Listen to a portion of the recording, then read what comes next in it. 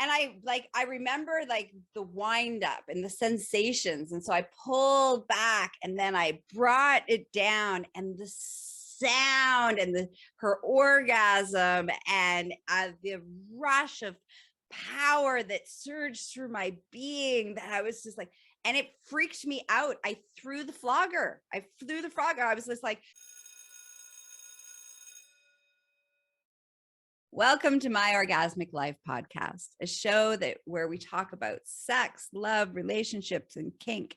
And of course, my favorite part, I share with you my very graphic, very juicy, and always entertaining orgasmic life. I'm Gaia Morrissette, your hostess, and your holistic sexual wellness specialist, your trauma healer, your BDSM expert, and of course, your pro-dominatrix. The show is inspired to inspire you to support your orgasmic living. Remember, always check the content warning before you listen, and make sure you're listening where no one else can hear it, because you never, ever know what I'm going to say, because I always come with an explicit graphic content warning. Now, strap in and enjoy the show.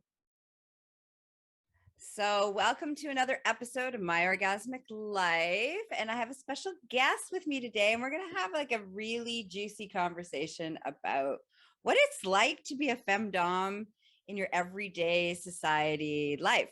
Growing up as one, what does that mean? And so we're going to dive into that. But I want to let my wonderful co-host introduce herself, but actually, before I have her introduce herself, I just want to say that for years I've been following her on her journeys of her escapades. And one of the things that I really adore about her is her very, very wicked sense of humor. And so I'm excited to see how that will unfold in our conversation today. All right. So, Gloria, welcome. Welcome to the show. Thank you so much for having me. This is fun. I don't really get to speak with a whole lot of other FemDoms and FemDoms with podcasts. So I think that's really very, very heartwarming. Yay. In a pervy kind of way. Yay. So can you give just a quick little intro on like who you are? So a quick one, eh? A quick one. Get in, get out, don't mess my hairdo.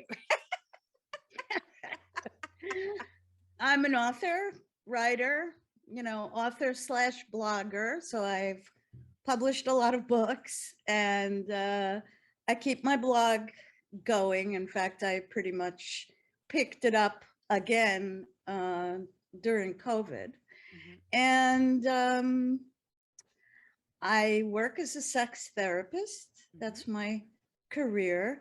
And sexologist, because I also do, outside of sex therapy, I do like forensic evaluation sometimes.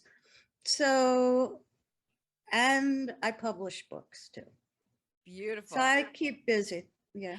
And so can you pronounce your name so that it's pronounced properly? Gloria Brame. Beautiful. All right. So what does it mean to you, the word FemDom, for our listeners? Because it's really fascinating, because often people have many different definitions of it. So I'm interested to see for you, what does that mean for you? You know, I view it as a generic term. I mean, what really, we're a really diverse population. Mm-hmm. Everybody in the kink world tends to be, unique, where they have a slightly different style or a different kind of presentation. So to me, FemDom is generic female top. Beautiful. Period.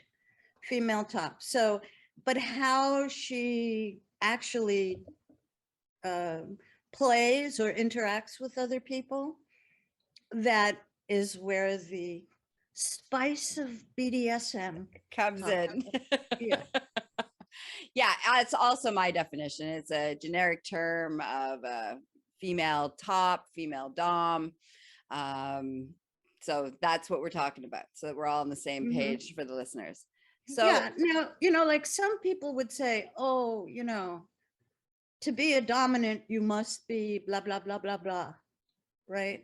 Because we do associate certain kinds of practices with dominance, that they're more caring, maybe less demanding than, let's say, a mistress or a master, that there's more that might go with that role. But if you've ever been at clubs or gone to professional femdoms, you're going to encounter women who view that very differently. So exactly. A pro-dom or a professional femdom may or may not be primarily dominant in her private life, may or may not be kind of caretaking. For some of them, it's really a job. They're there to give you a fantasy for an hour or two, and then you have femdoms who are all over their submissives, married to them, lead a household, so the range is really vast. Yes, of absolutely. What a dominant may or may not do and how they're involved. And then a mistress is a mistress really the master of a relationship? Is it just a title because she plays the top role? Yes, there's so many, like we could go on for days and days and days and Right. days and days and days on all the different variations, but but I'm a femdom in the more probably traditional way, which is I have a partner who's my submissive, and all my partners are submissive to me, and occasionally I am their owner. Okay, so let's talk. So let's talk about what it was like growing up for you as a femdom in society, as being in that definition of being a top, being dominant, being, for me, I see it as being very alpha, right? Like that's okay, how, so that for me, my definition of it and how I move. I remember as a kid being very alpha and always being the one that was leading and always the one that was in charge, and everybody who, even the adults who were in charge, would defer to me without it. It just would happen. Like it just seems to happen. This the air of when I walk into the space or into the room, people just want me to take charge and lead wherever we're going. And so that's been my experience, like pretty much my whole life, even from a child all the way up to my life now. And it plays out in different like dynamics. Yes, sexually, absolutely. But it also plays out in my business. It plays out in my friendships. It plays out everywhere. And that I have to consciously choose every moment to make sure that my power dynamics with people are consensual and equal, because there's just this thing that happens where people are like, yes, whatever you want. Yeah. Yeah. So how has that played out for you? I'm curious. Completely differently. Okay. I was born in 1955. So that means, and I'll be 67 later this year. So I was raised before women's lib, really. I mean, but I can tell you that when women's lib came along around age 14, I was militant. So I was raised in a very dysfunctional family with a lot of 1950s style values and 1960s style values, which had an awful lot to say about what women were allowed to do and not allowed to do. But there were things I always knew. Like, I mean, I always knew that I hated getting dressed up as a girly girl.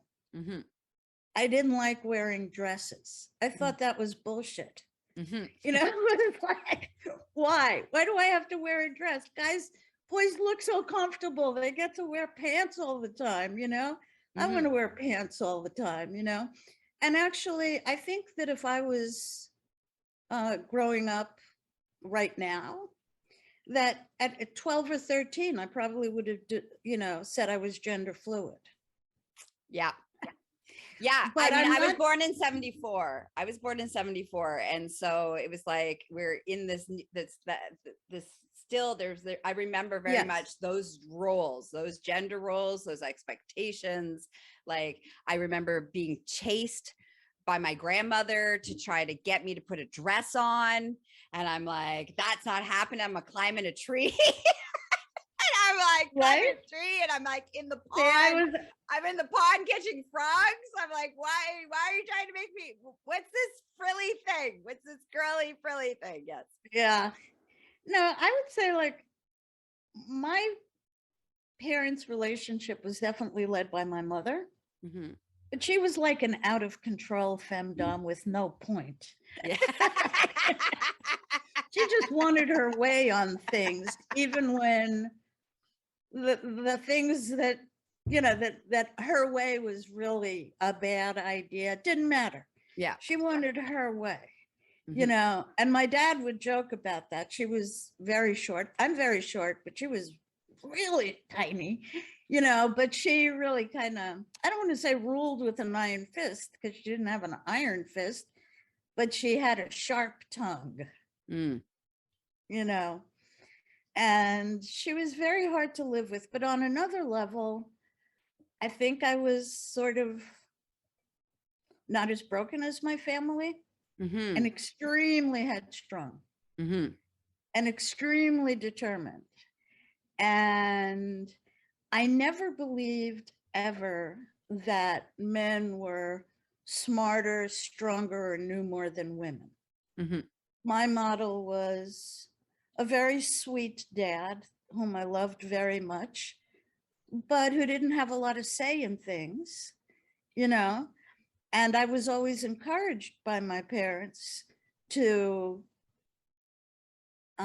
respect women and the things that they could do. And they believed that men and women were equal. So that was really a great thing for me, because although my mother would periodically wear a dress, or when you grow up and get married and have children, and, you know, of course, I mean, there was huge pressure on me, even, you know, into my mid 20s or later, from my mother, you know, that I, you know, this is what a woman does. And even when I was with boys, because I started sexually experimenting really young, like 13, 14.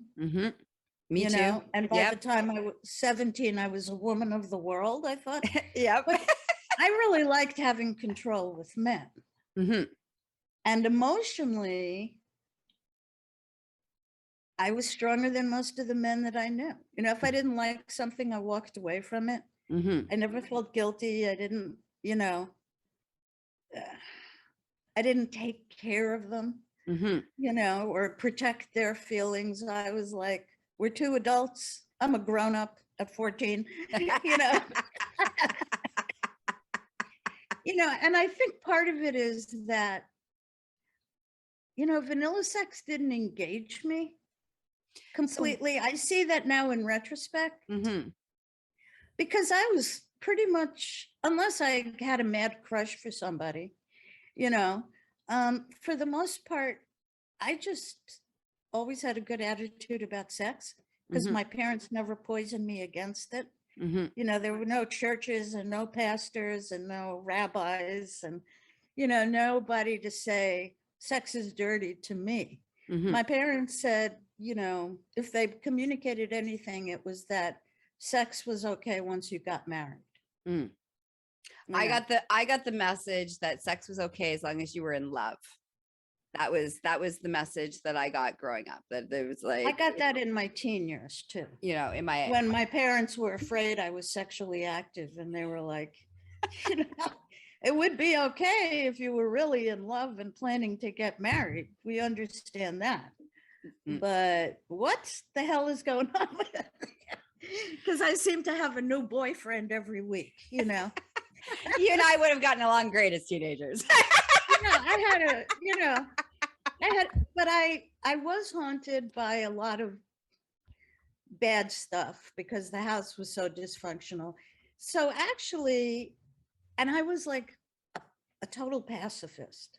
I was a real leftist, far left hippie chick growing up. I marched in all the marches. I marched against the war, and so I was really, and Martin Luther King was my idol. So I was really wedded to nonviolence.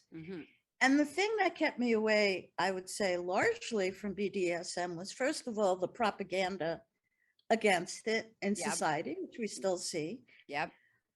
The belief at the time that it was just a gay male thing, because they were the only ones I ever saw. Like if I went into Greenwich Village, they were the ones in leather. I really didn't see women doing it. When I did hear of women doing it, they were in a slave position, which was absolutely a hard no for me. You know, and I didn't really understand anything about it.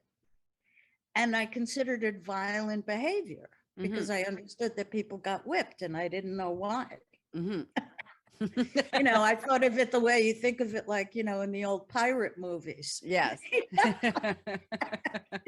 So it was but what happened is that I formed relationships with men who were either willing to take my lead or it never worked out. So I could always get my way. And when I was in bed, I preferred to be in charge, to tell them what I wanted, or to tell them to lie still, and I would do them because I really liked that. And I guess at that age, it felt really safe to me. I didn't like it so much when a guy climbed all over me. I like, no, you know, I didn't know, but, you know, I would have been safe wording. If I had a safe word, it would have been like, safe word, slow down, safe word, you're kissing me too hard, safe word, you know. And I also dated a lot of older men because they were less frantic than boys my own age. But it was really other people saying, you should be a dom. And I was like, what? Oh, no, not me. I'm not. And they're like, look at how you act. And I'm like, I'm a nice Jewish girl. What do you mean how I act? Wasn't I nice to you? And no, you're, you know, and it really kind of came to a head in my marriages. And the first marriage, the guy was really, really into it with me. We had other problems. And I was very confused about doing it with him and very ashamed, but I loved it. You know, so I had that split personality of doing BDSM with my partner in secret. And when he mentioned I was kinky to my friends, I was horrified. You know, and he thought it was delightful. Yes. You know, and with my second marriage, there was none of that, but I got so bored with that marriage and my partner was so difficult to live with that you know, it all kind of happened together. I made friends with a woman who really said, look, you need to come with me to the club. And she took me to a club and she was right. I needed to be there. Because from my first exposures, and even though I hyperventilated a little the first couple of times I went to clubs, like, you know, because you see a lot of weird people doing weird things, you don't understand it, and you go, am I really one of them? Yes. Yes. It was a really tiny community when I started, and it really was people who could actually afford to be out, which was not common. You know, but their whole lives are either totally split apart, or they really didn't have anything to lose because they were already connected with the scene. Yeah. you know, or working in the scene or around the scene or running fetish stores or, you know, so it was exhilarating. So was there conflict in turn, like what happened from, how did you shift out of that conflict, that internal conflict, to the embracing of it? I joined at the time a BBS. This was before the internet. Okay. And at my friend's suggestion, the one who was already, I met this friend in a poetry class because I was a writer and a poet. And she pinned me the minute she saw me. She said, kink, you know, and I was like, what? And she would start telling me her stories and experiences. And then I was at her house and she opened the door to her closet and the smell of leather, you know, I liked it well enough when I passed Wilson's at the mall. Yes. To know that the smell of leather was just like, oh my God, you know, like until then I like baby powder. From then on, I like the smell of leather. of leather. And, you know, and then what did it? She showed me magazines with male slaves, which I had never seen. Just men tied up and put over. And I was like, oh, that's a thing. Yay. That's a thing. Yay. And it's not all gay. They want this, you know, and I read so at that point, like most newbies, I went nuts. I got my, you know, I laid hands on everything I could. I left that BBS. I joined another service. I eventually, after about a year or two, founded a support group there, you know, but I understood it was for me. And I went to a club and I dominated somebody at the club. And I was high for days. And it was, you know, like the first time I went to the club, I remember coming home and showering vigorously. But by the third or fourth time, I was just like, oh my God, this is the best thing. For me, I always took charge sexually, but I was also and it was very fascinating before I dropped into the world fully, is that in the vanilla world, so to speak, you know, I always took charge. I always took initiative, but I also was always attracted to very alpha males. So there's this dynamic that would be at this play where I would like set the stage, I'd make all the moves, I'd do all the things. And then when I was ready to be like, okay, now I'm ready to surrender, fuck my brains out. And then once they finished fucking my brains out, I'd be like, okay, I'm taking charge again. And so that was always kind of the experience for me, until I was at a female orgy party.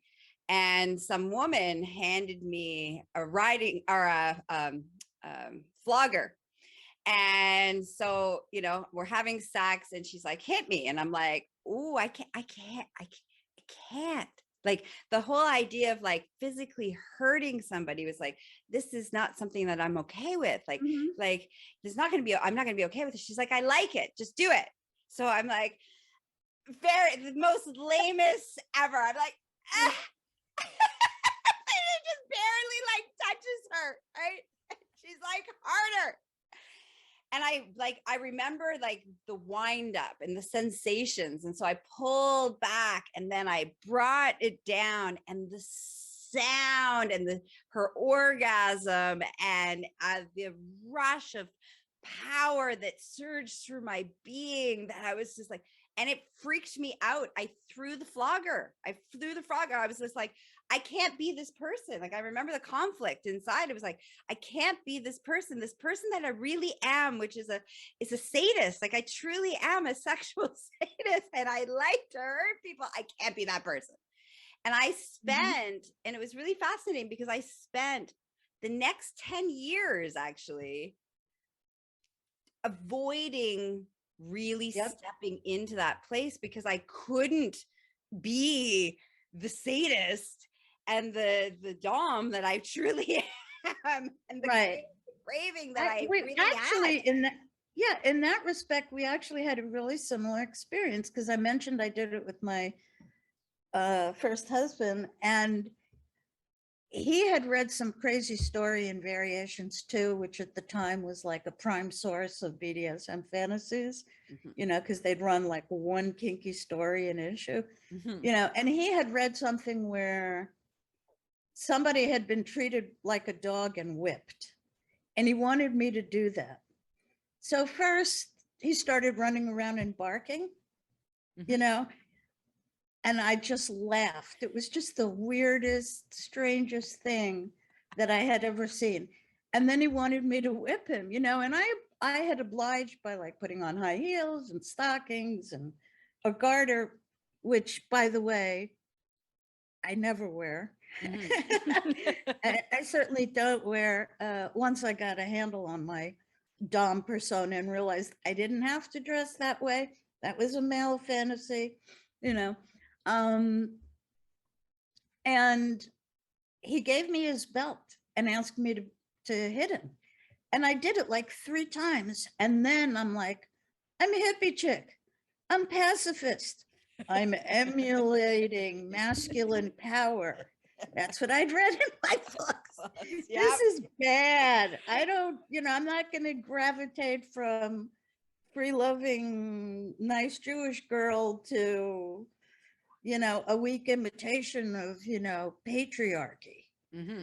But then I went to the bathroom. So I fled. I said, I can't do this. And I went to the bathroom to pee, and my panties were soaking wet. That was pee. Yes. And I didn't tell him that. Yeah. Because I myself was in shock. Yeah. I was like, my mind was in one place, my pussy was in a whole other place. Yes. Yes. And I never did that stuff again until, you know, everybody kept saying, are you sure you're not a dominatrix? Or yeah. Somebody gave me a book, a guy gave me 9.5 weeks. And I said, why are you giving me this book? And he's like, maybe you'll take me on a journey. And I'm like, I read it and I'm like, why the fuck would he think I would do this? What's going on? Why do, you know, people really, and a number of people who I thought were straight were saying that to me. So I was kind of mortified. But as I said, you know, I met a female friend who had enough to convince me, you know, materials to convince me that, hang on, maybe they're right. And certainly in my next marriage, I've been married 3 times. In my next marriage, I definitely had a much stronger voice and just hated the way my husband would try to control me. You know, like control what I wore, and you can't wear this, and that's immodest, or that, you know, whatever. And I was like, and we constantly fought over power. It was a constant power struggle in that relationship. And towards the end, I found that bulletin board. And as soon as I found the bulletin board, I knew I was one of these people. And they were utterly diverse. It wasn't anything like I had thought. Came from all walks of life. They were all ages. They were male. They were female. They were trans. They were, you know, and it was all wonderful in a way to me, because I did have that hippie thing of whoever you are, it's cool. And everybody is lovable, you know. And the turning point for me, though, was I was at a club and I still hadn't whipped anybody. Or if I did, it was like tap, tap. And I saw a guy get up with the woman who he'd come to the club with. It wasn't just a single person, which most of us were. And wow, she gave him, to me, a shockingly heavy whipping. You know, leaving welts and marks, and he was very dramatic and writhing and screaming, and I was just staring. And at the end, when she untied him, they had like the wildest makeout session. Mm-hmm. So I went up to them and I said, so what's, and they said they had just gotten engaged and it was his biggest fantasy. And he pushed her to it to give him a whipping. Mm-hmm. And she was beautiful and sexy and sweet and gentle and not at all what you would consider a whip mistress to be. Yeah. She was just an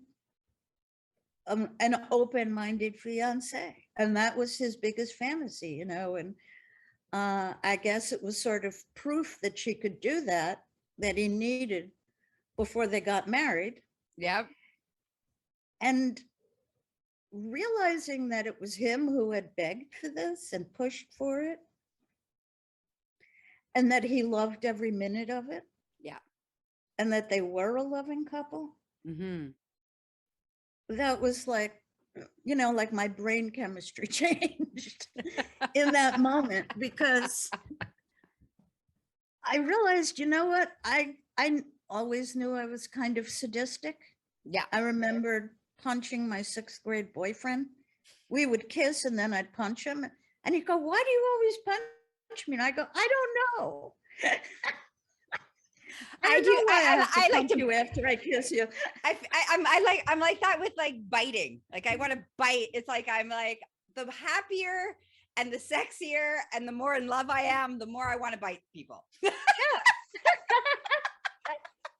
Right. So I couldn't even understand it myself. It was just like this incredible impulse. Yes. I was 12 and I tried to forget about it, but I remembered it when I got, when I was suddenly getting into S&M. Yeah. You start like looking back at who you were as a kid.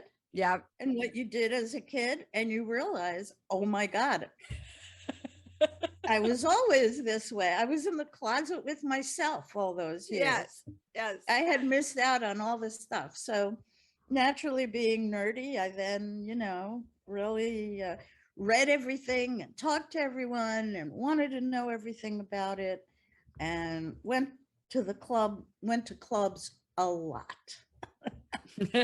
Nice. I myself on the weekends. In fact, I left my second husband and I moved walking distance to a big S&M club in New York. So I could walk there on the weekend. Nice. And a very close walk to like a big gay leather shop where my other fantasy world that I would go. Nice. You could just walk by and open the door and smell. Continue on your merry way. And it was leather all the time. I never left the house without leather boots, and I wore as much leather as I could, even to jobs, which was probably why I got fired. But, So how did that affect the rest of your life, actually talking about that? Because like you said, just so you said, like, how did that affect how you started to move in the world? Once you embraced it and it was like, this is who you are, how did it change? How'd your life change? It's an odd thing, but I felt a sense of relief. Because I always felt like such a weirdo. Like people were getting off on things that I found really basic, and I realized, no, there's a place. There's a place for me. There's this whole world of people and they get it. And they want me to hurt them. I'm actually doing them, I don't want to say a favor. I'm giving them a gift. Yes. Yes. I mean, it went from I'm doing you a big favor here to, no, this is my gift. I'm good at this. And I'm not crazy or a drama queen. It's not like a big thing. I'm going to be nice to you and treat you like a person. But I'm also going to beat you. And we're going to have a good time. or do other mean things to you and fuck with your mind, because I love fucking with people's minds. That I always liked. Yes. That's how I got my sense of humor, because I think my sense of humor was shock humor a lot as a kid. And like just a little, prodding to see if I could get people to react. But I also knew that my friends considered me kind of a leader, which I found also really weird. Because I didn't see myself that way. I felt really insecure. So what changed for me? I found a home or a sense of community, even though I really didn't belong to it yet. I definitely found people I could talk to and really enjoy and feel free around and be disinhibited around. And I just loved it. And it's been, it was it took many years, but it gave me the tools to become who I think I was always meant to be. It gave me the tools to do it ethically, without shame, without embarrassment, to have a really good time and not go home feeling, uneasy with myself.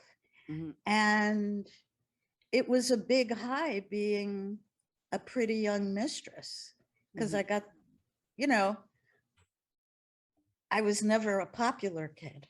And then you became very popular. I became very popular, at least on a low, on the low key level of, the guys who walk up, oh, mistress, I'll do anything for you. I'm like, really?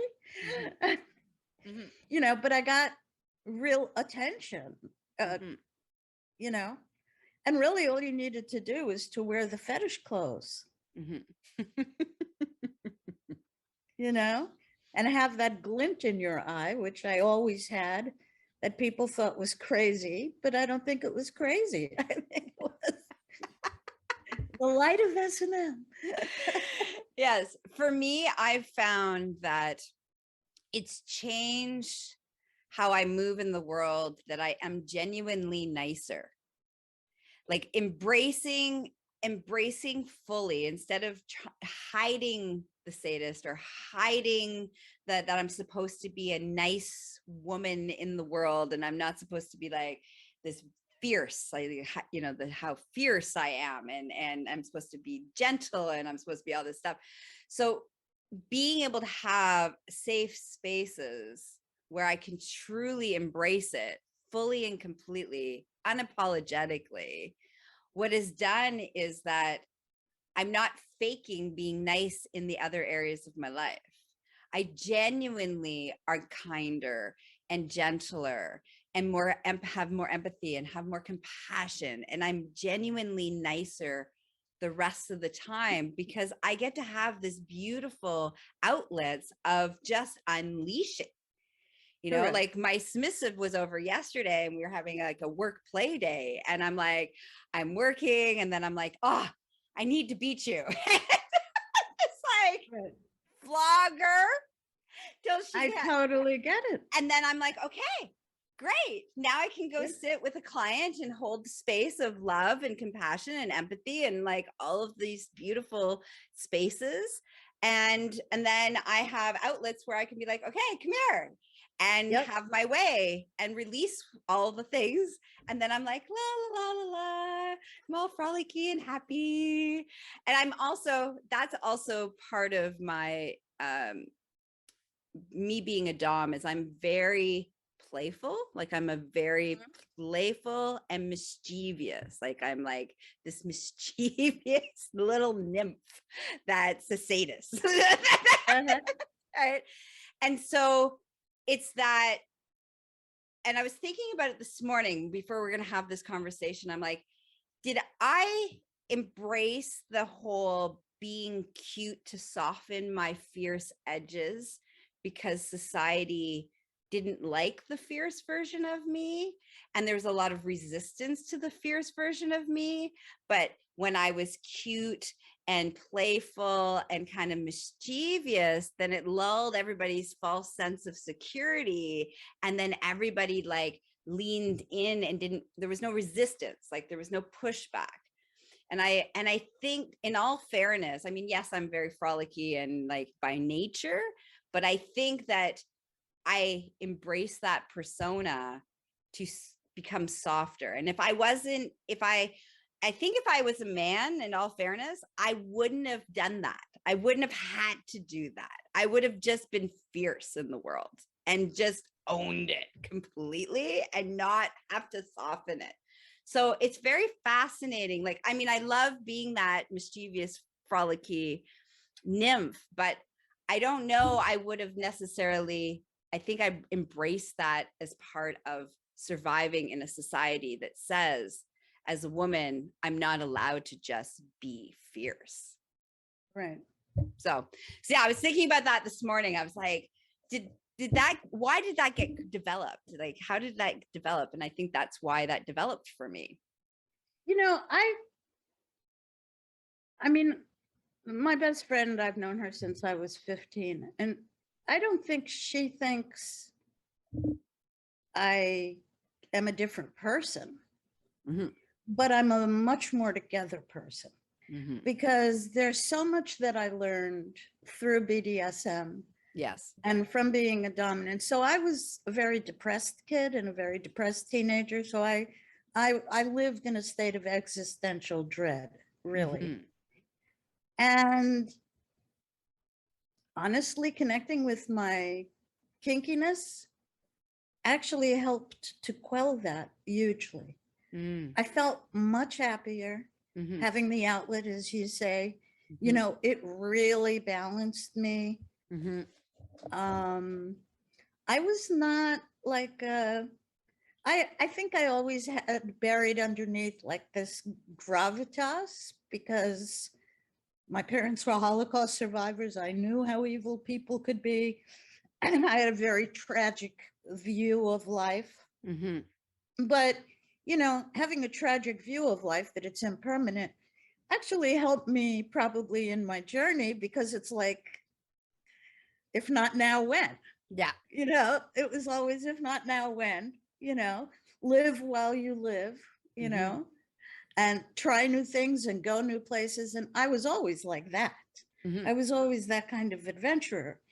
But it was so easy for me when I was with somebody to become this really strict, hard person that was inside me that I had never really expressed. And I feel that in the process of growing up, you know, growing a second life. Yes. Really. In my late 20s into my 30s, I learned so much more about the value of things like self-control, self-discipline, respect, and caretaking. Because I wouldn't say I was much of a caretaker. I mean, I was always very, very nice to my friends. But that's because I always felt like people depended on me to have the answers for them. And I was very strong. I knew that. I did and I didn't. On one hand, I felt very weak, like I will never survive on my own. But on the other hand, I knew that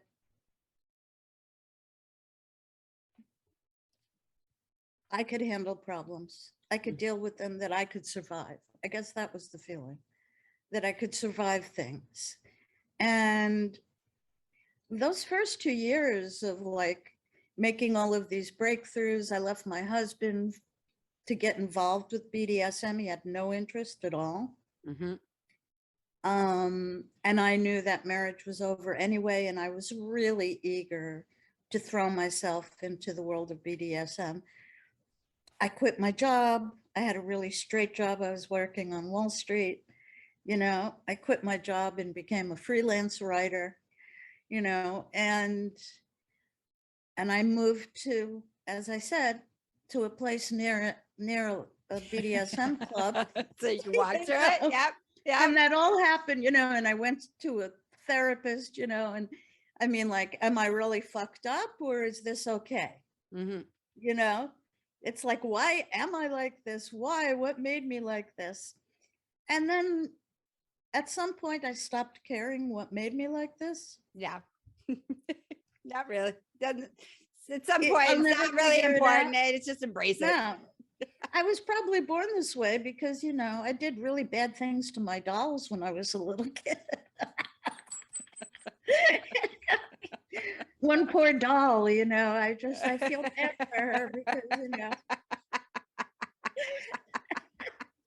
I took it all out on her, and when I was, 3 and 4. Yeah. And I remember remember if I didn't have the wounded doll. Yeah. I remember going around and kicking boys in the balls. Like that was like, I remember as like a little girl being like, that was the most fun and entertaining thing ever. Right. So where does that, and then at the same time being told like, you should never, ever, ever, ever do that. That's wrong. It's wrong. And then I was like, yeah, but it feels so good. Why am I so gleeful? Like it feels so gleefully joyful. And now I can do CBT. People pay me to do CBT. I'm like, yes, this is my calling my whole life. And that was exactly the way I felt. People want me to do these things to them. That is all. That was the permission that not just wanted, begged for it, So that was really wonderful. Yeah. It must be hard, I think, if you come in as a dom and you're not getting much response from people, because I think we all need that kind of affirmation. Like, yes, there are people who are looking for someone just like you. And there are a lot of them. Yes. And they want it and they desire it and they crave it and they need it. And you can move. And they're grateful. And they're grateful. And I love the gratitude. Yeah. And you can move from a place of consent and ethics and like all of the things. It's just so beautiful to drop into that place. Right. So the first couple of years though of being FemDom on my own, I was wild. I just wanted experience. So I would do strangers at clubs or go home with them, and just do. Those days, we didn't even have safe, sane, consensual. This was the 80s. So we didn't have all these rules. We didn't have quite as formalized a structure. Nobody ever talked to me about safe words. I wasn't real, that was stuff that I read about later or learned about later, So my first couple of years, it was sort of the, blissful ignorance and not doing extensive negotiating and not really getting to know a person before I did them. It was like, would you please beat me? Sure. I'm not like that these days. I mean, that really went away. Yeah. Because obviously some things went wrong. Somebody would ask me to beat them, I'd beat them and they'd burst into tears and I didn't know what was going on or they didn't want to see me again. They were so ashamed, and I would feel hurt, it'd be like, but I was giving them what they asked for. Yeah. So what's the problem? And then I realized that I had to grow my humanity to do this. Yeah. And have more compassion, not just be like, what, you don't want to play? Fuck you. Yeah. I'll go to the next guy, or, I was, because that was how I was in my vanilla life. Well, and that for me, that's so beautiful that you said. For me, that journey was that 10-year journey of I needed to explore being submissive. I felt like I needed to be understanding, be on the receiving end, heal my shit, do all the things before I unleashed, because I knew like that moment when I hit that woman and that power surged through me and the sadist in me was like allowed out for a second, just this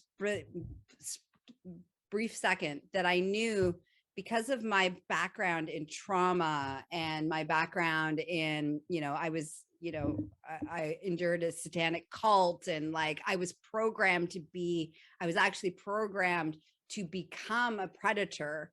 That was so deeply ingrained and systematically programmed in me that I needed to go and do a lot of healing and heal my stuff. And so that I could come from a place of love, and that I could come from that place of compassion and empathy, so that I didn't become an abuser and I didn't become a predator, because it was so there. Right. And it's like, that's a really beautiful piece around that, finding the humanity and the compassion and the empathy piece. So we don't go into those other places necessarily that doesn't serve everybody involved. Yeah. And I think one of the great psychic reliefs for me, or emotional reliefs for me, was having sort of black and white dynamics. One person is in control and one person is not.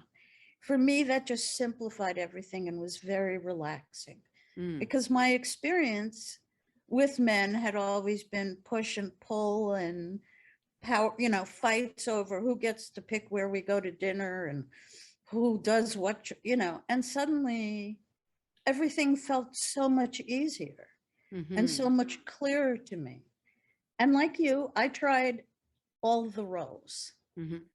I tried all the FemDom roles, and I tried a lot of bottom roles. I tried submissive, I tried slave, and I was really lousy at it, because either in my head I was like, what? You think that's a tie? You should see me tie somebody. I tie them so they can't get out. What is this bullshit? Or, holy fuck, that hurt. Don't do that to me. Not me. Not my delicate little princess in the pea body. No. And I couldn't get out of my head when I was trying to do that. And what it added up to was realizing the role that made me happy was dominance. When I was dominant, I was just happy as can be. Really. I mean, in the moment of doing the thing, I was super serious, but I felt such a state of bliss and of euphoria that I would just be grinning, I'd be grinning when they'd be suffering, and, slaves would go, oh my God, I can't believe how I'm screaming here, and I'd be like, you're screaming, I'm not. Yes. You're here to scream, right? And I'm here to make you scream. Enjoy. Boom. So what, knowing what I you know found now. Happiness. I found happiness. I stopped being, the poster child for existential dread. Yes, that's beautiful. So what's the one thing that you know now that you wish you could have told the younger version of yourself?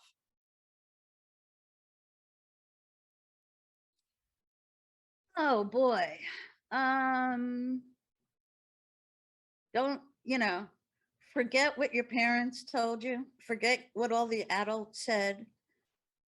Pay more attention to what the real nature of your relationships are with your friends and people in the world, where people took you a lot more seriously than you would ordinarily think someone would take a 5-foot nice Jewish girl with big tits, because first impressions, so the people who really knew me actually were really affirmative. And I should have understood, and that there's nothing wrong with having power as long as it's ethical. I thought power and control were nasty and evil because I saw people like the Nazis, seize control and power. Yeah.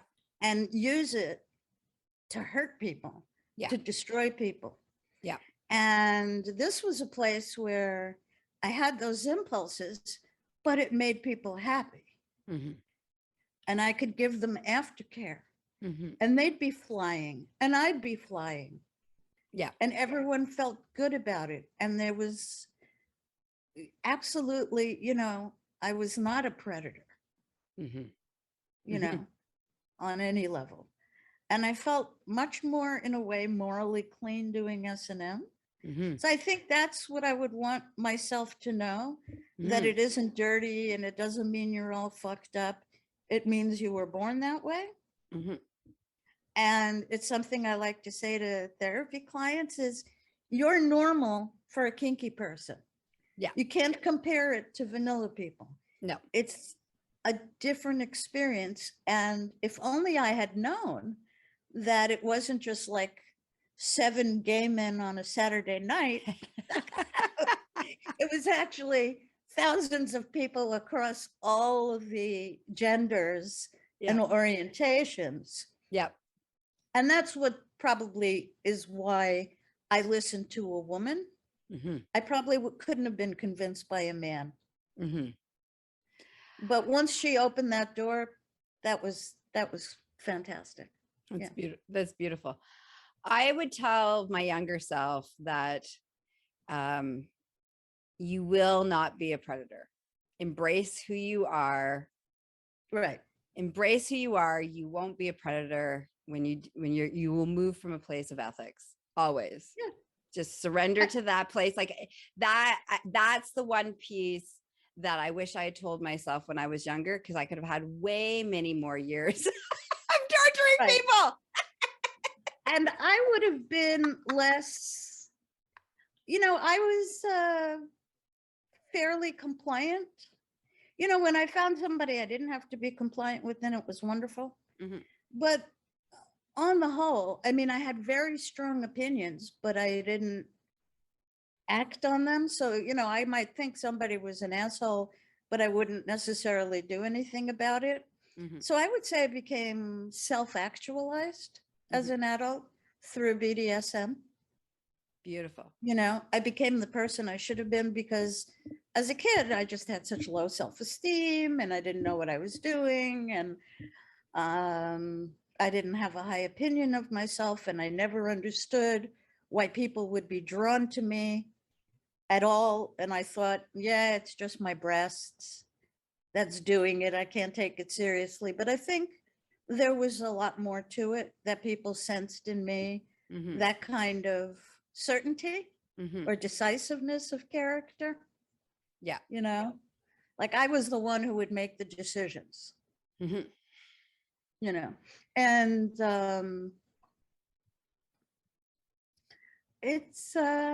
it liberated me. And that I knew the first time I got on that bulletin board. That was just like, oh my God. I put down a fantasy that I had, and I don't even remember what it was. And then I was afraid to go back for 3 days to see what kind of response it got. And imagine my delight and shock when my mailbox was full of men saying, yeah, do that to me, do it to me. Yeah. Beautiful. Wow. So we're gonna wrap up our episode for today. How can people spend more time for today? How can people spend more time with you, Gloria? As a therapist? Yes, as a therapist. So how can they go to my site? I can book an appointment with me. I work for myself. So can you give flexible schedule? I see a lot of people during the week, virtually. Beautiful. Can you give your website? GloriaBrame.com. GloriaBrame.com. Beautiful. And Gloria's contact info will be in the show notes. Thanks for listening. Thanks for hanging out with us. I hope any budding FemDoms who were listening to this got some inspiration of like, just embrace it, be who you are. Don't be apologetic for it. Don't be afraid of who you are. Don't be afraid of who you are. Exactly. And enjoy the, please like, follow, and share. And we're always looking for feedback on what you enjoyed about the show. So reach out and have a juicy day. May it be filled with kinky exploration. Mwah! Bye. Well, I hope today's episode inspired you, encouraged you, and of course, made you feel tingly inside. I just want to take a moment to tell you how much I appreciate the time that you spend and how I really deeply appreciate you listening. I do it for you guys, the audience, and I love and adore you guys. So, quick loving reminder, I am not available for naked pictures, getting married, having sex, or having anybody's babies. And when you want to spend more time with me in a professional capacity as your coach, your teacher, your educator, your facilitator, you can reach me at GaiaMorrissette.com. That's the gateway to all things Gaia. Now, if you're like, oh, I really wonder what's in the extended version. Well, find out at Patreon. Come join my Patreon for not only the extended version of this episode, but also bonus content, behind the scenes, all sorts of juicy stuff. I also lovingly invite you to follow me on Instagram, which the handle is My Orgasmic Life Podcast, where you can leave feedback and comments. Also come join me on Facebook at My Orgasmic Life Podcast Facebook group. And I really want to hear from you. I want to know how this show affected you. What did you learn? Was it inspirational? Did you agree? Do you disagree? I want to know, because I'm a little bit of a voyeur. So I want to know how am I affecting you? So please come leave some comments. Now, if you're like, but I don't want everybody to know what I'm thinking, which is okay. Sometimes we need privacy and we need to be anonymous. So you would like that option? We have that. You can email my slutty assistant, Layla, at GaiaMorrissette.com. Okay, listeners, until next time, may your life be filled with sexy exploration and orgasmic pleasure. Mwah. Bye-bye.